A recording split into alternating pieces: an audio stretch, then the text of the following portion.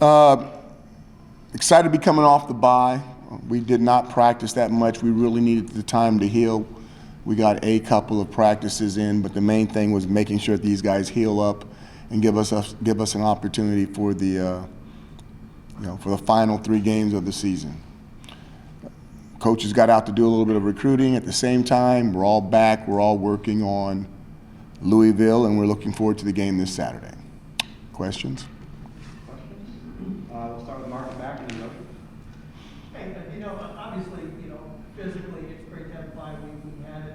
I want to talk about mentally, that aspect of it. Obviously, you guys were kind of on a roll, had some momentum, and I take a week off. Good to get mentally refreshed, or would you kind of rather kept going from that standpoint? No, we needed the rest. We needed the break. I think mentally we needed a break as well. It's to me, it's always beneficial for those young men to have an opportunity to stop, go home, eat mom's cooking.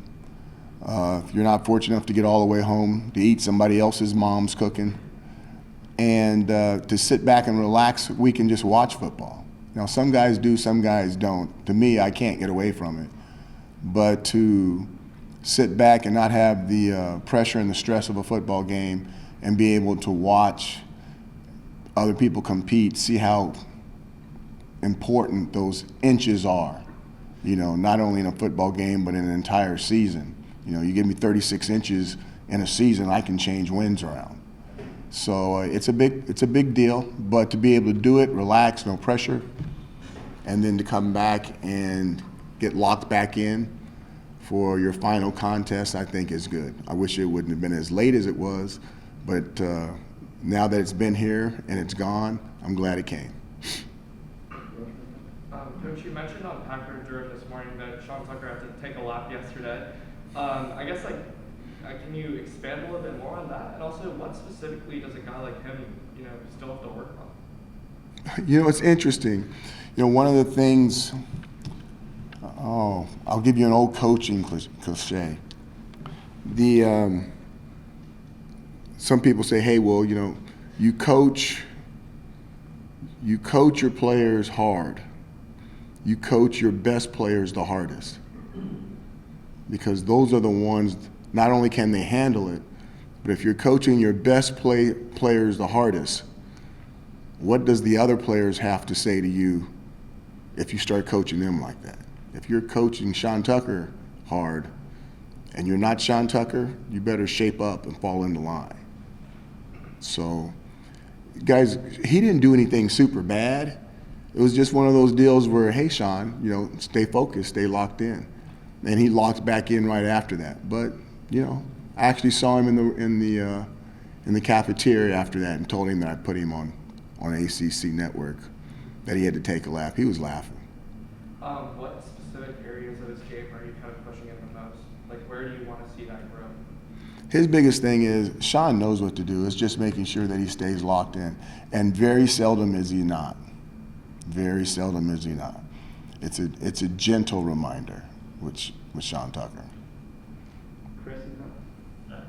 Dino, we are 3/4 of the way through a season, the first season that football players could take advantage of NIL opportunities. How has it gone for you from the coach's perspective, and how big or small a role do you think it will have in kind of player retention with a young core that you're trying to keep together? That's a large question you just gave me. I know. First of all, I think name, image, and likeness is here to stay. You have to adjust to it. I think we've been moving down the road. There's some guys that have had some opportunities. I'm not going to talk about the guys. I'm not going to talk about their opportunities, but there's guys on the team that have things set up and are doing some things already. When it comes to the core of guys, I think that everybody's different. And the unfair thing about it is certain positions or achievements are treated differently, like their individual achievements. And this is the one sport where you can have LeBron James and nobody will ever know if the other 10 guys aren't good on that side of the ball. So that part is unfortunate. But I try to continuously reinforce with the guys that have opportunities that don't be afraid to share the wealth and let the other guys know how much you appreciate them. Brent? Dino, with 3 opportunities down the stretch, starting with Louisville to get that 6th win, what would the significance of a bowl bid and qualifying for a bowl be for your team this year? You know, that is, first of all, it's a very difficult task. The 3 people that we have to play are outstanding. You know what I mean? They really are. And if we're fortunate enough to win a game, that'll be a blessing. I think it would be exciting for everything that's happened here if the young men would get that opportunity. I've been to a bunch of bowl games, but I'd really like this group of men that sit in this room to have an opportunity to go based off of their trials, so to speak. But they've already done so much for the university, for the community, for myself, for themselves. But I wish we could treat them with one more win so they know they'd have an opportunity to do something and not necessarily be home for Christmas. And when you're in a football family, that is your Christmas wish. Coach, can you talk about how having that background in Hawaii has influenced you in recruiting that area and kind of the overall importance of football and the culture there? The Hawaiian culture is a very loving, friendship, aloha culture. That the word aloha it's love and it's hello. And there's one more meaning, and I'm going to get in trouble for this. But it has 3, goodbye. So it has 3 meanings, okay? So it's hello, goodbye, and love.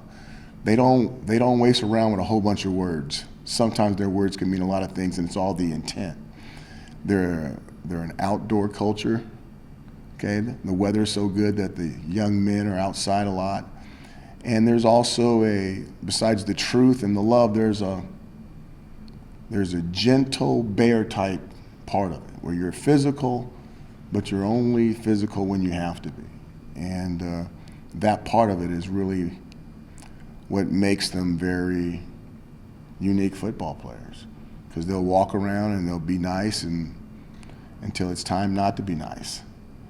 And I've always appreciated that about them. But it's not just Hawaii. You can find those players anywhere. And we always look for those players close to home. We just got to get more of them to say yes so we don't have to go so far. Coach, after the bye week, what has surprised you the most through the first 9 games about your team?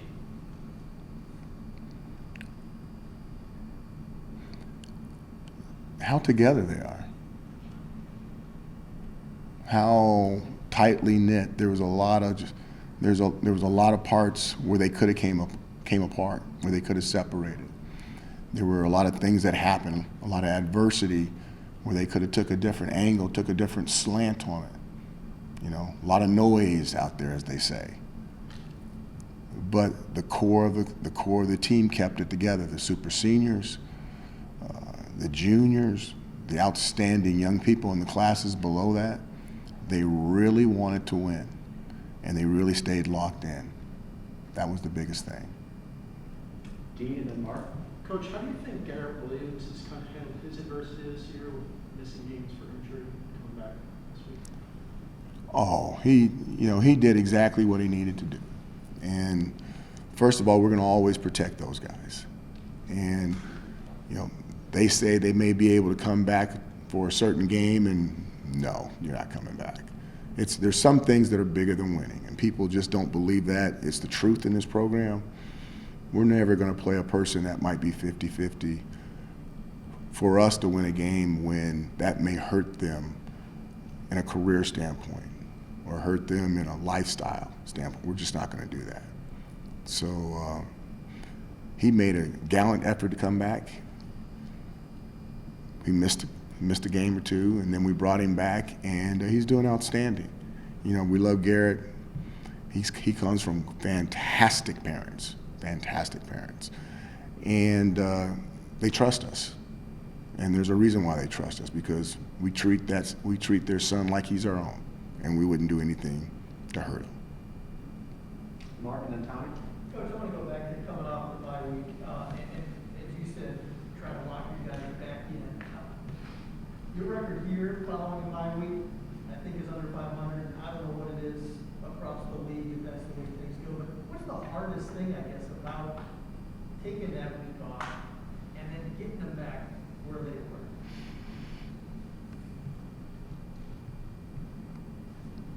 You know, the biggest thing about a bye week is you just missed contact for a week. You know, and you would like to think that it doesn't take you too long to get acclimated again in the next game. That the game doesn't, I don't want to jinx myself. That you stay with the next opponent that you play, that the game goes at a set of style, that you stay with them long enough that you get back into the groove and to where you were at. Okay, it doesn't take long, but it does take some time. And then sometimes what you need to do as a coach is try to put them in a fight instead of letting them dance around the ring and shadow box and jab. Maybe you need to just put them toe to toe and make some calls where they've got to get into a fight. It gets their juices going, so to speak, so they can start a lot faster. So it's the first part of that next game that's got to be important to get acclimated as soon as you can. Okay, I almost heard what you said behind the mask. Say it one more time. The first part of that next game is what you're saying is kind of important to get them going. Absolutely, absolutely. Hey, Coach, Louisville's Malik Cunningham and Garrett Schrader are the 1-2 punch in the FBS with rushing touchdowns this season. Do you think there are some similar conversations happening in the Louisville defensive coaches room as there is with your D guys about, do you think there's similar conversations in terms how they want to contain Garrett and you guys want to contain Malik? I don't know. I think Malik is unique. I mean, I haven't seen anybody catch him. You know, I don't know if Derek's been caught or not. I mean, Garrett's been caught or not, but Malik is so fast, you guys. I mean, how do they go from Lamar to Malik? I mean, to get two of those in the same, I mean, that guy is fast. So I just think he's one of the most dynamic players in the league. How do you contain him? Put a lot of guys around. I mean, we had a play last year where we had, I'm not even gonna mention their names, we had two guys, one on his inside shoulder, one on his outside shoulder, and I'm like, we got him here, and he went, and it was like Moses. I mean, it was over. I'm sitting there going, wow. I mean, he's good. He's good. And, keep trying to hit him and try to keep him contained, but guys like that are going to make their plays. It's the Kobe's, it's the LeBrons. They're going to get their points. It's most likely, what are you going to do with everybody else? And just don't let him have one of those career days against you. Coach, what stands out about Garrett Schrader's personality, or what would you say makes him unique as a person? He looks like Grizzly Adams. You know? And you don't even know who Grizzly Adams is. No, you don't know. You're going to have to Google him. You know, they used to have a show about him. Yeah. Good old country boy. You know, I think that's kind of his personality.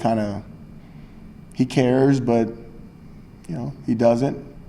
He cares about his body, but he doesn't. He cares about winning, which is important. And I think he elevates other people's play around him.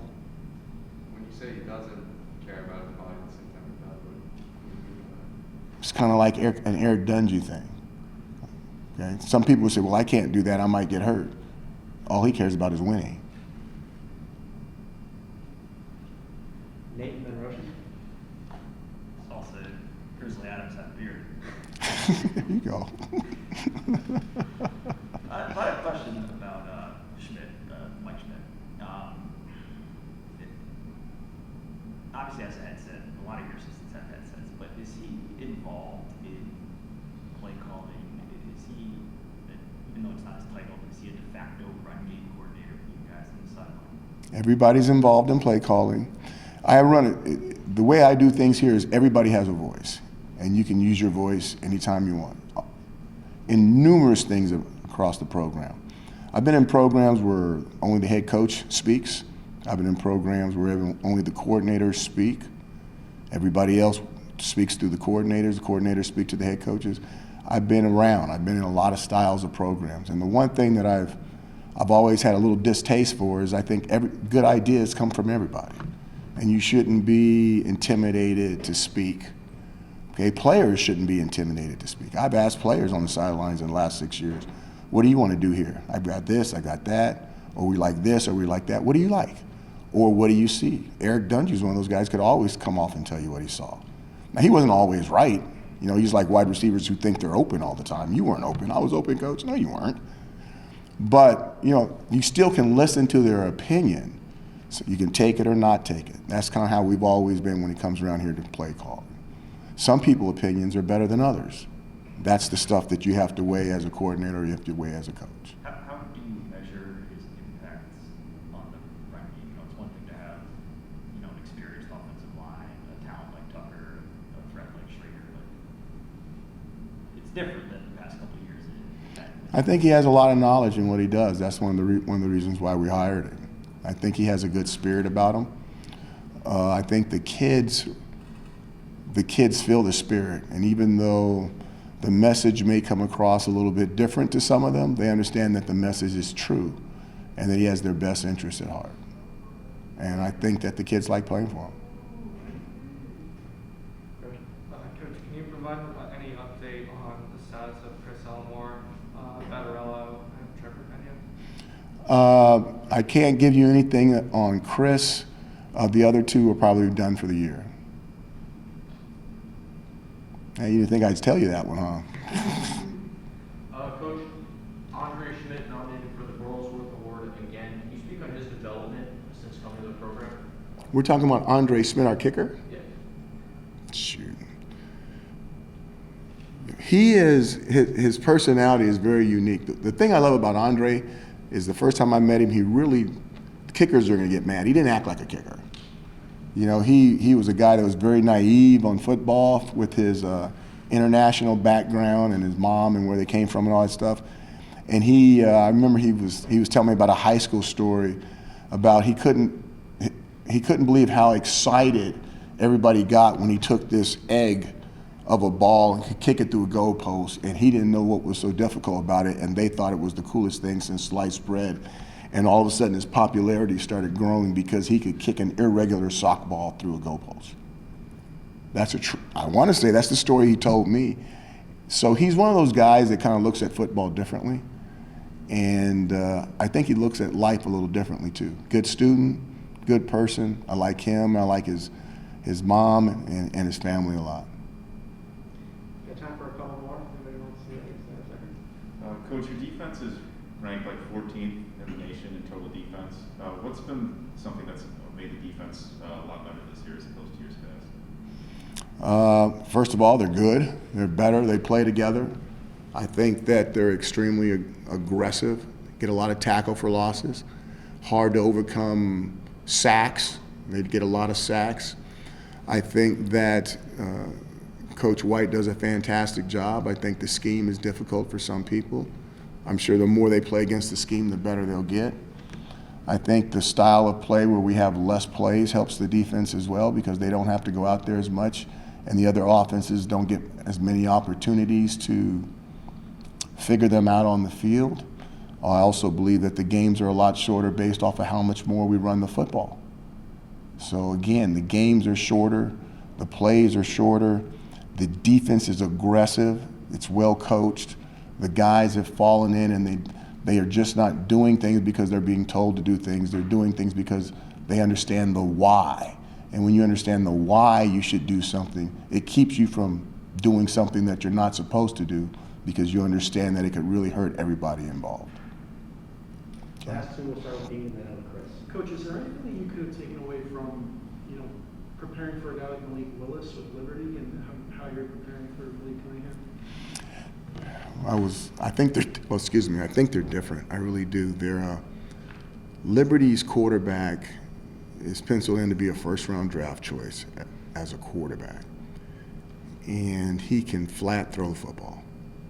And he can throw the football like an NFL guy. Malik throws the ball very well. I'm not knocking, but it's different, okay? I think that Liberty's guy's arm is a very NFL arm. It's an NFL arm. Where Malik is faster than anybody I've seen. He's way faster than the guy at Liberty. I mean, you guys, I haven't seen anybody as fast as Malik except for the other guy that's playing for the Ravens. Malik is really fast, and he's really hard to handle. So they both have their God-given talents, but I think it's a little bit different between those two. Last question to Chris. So as you're talking about the defense, aggressive, in the right places, get pressuring the quarterback, everything that theoretically should create turnovers that just haven't happened this year. Is that just a product of like it takes two and the other team has to make a mistake and they're doing everything right, or are you guys doing anything that's hurting your ability to turn the ball over this year? I think the biggest thing is the back end. You put there's been times where we've had certain people in positions to make interceptions and they didn't make them. The ball touched their hands and they didn't complete the play. We've had situations where individuals were in what we call a control situation where they can turn and look for the ball, and maybe they don't turn and look for the ball, which is what we would like them to do, to be aggressive in that situation.